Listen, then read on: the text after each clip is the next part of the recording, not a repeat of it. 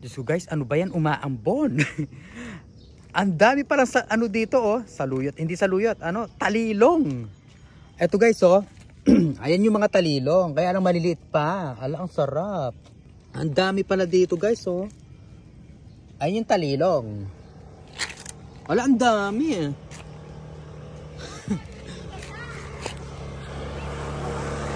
Kaya lang maliliit pa. So hindi pa natin ito tawag nito, makakain. May isasama sa sinigang.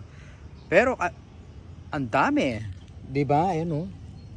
Guys, usually ito namumulaklak ng ano, 'di ba, yung kulay pink. Yan, masarap yan ilagay sa sinigang, sa munggo or isama sa gulay. Ay naku guys, ang sarap ng talilong. Maliliit pa yan actually. So palakihin muna natin. Diyos ko, ito na palaking leledalan guys oh. Papuntang tree house. Oh my goodness. Hanap pa tayo dito sa may side. Baka madami pa ditong mga talilong. Ako talaga guys, mahilig talaga akong mangalap or foraging wild veggies. Ah, hello, shout out. Hello, shout out. Dali, shout out. Ingat. Ito guys, oh, ang dami pa. Ala, Mariosep, ayan mo pala oh. Oh, karakalda oh. Kaya lang maliliit pa talaga. Ayan oh, talilong yan. Alam ko yung ayun oh. Alam ko yung mga talilong na yan guys. Ala. So alam ko na.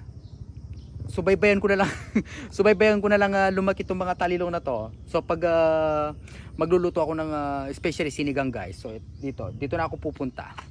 Ayan oh. Ito kasi talagang lumalaki lang. Tumutubo lang kung saan-saan talaga, especially dito sa Mount Arayat. O di ba? Foraging wild veggies. Tapos ito, kung hindi ako nagkakamali, ito yung ampalayang ligaw. O di ba guys? Ampalayang ligaw 'yan. Teka. Tingnan nga natin, baka mali. Baka hindi ampalayang ligaw 'to.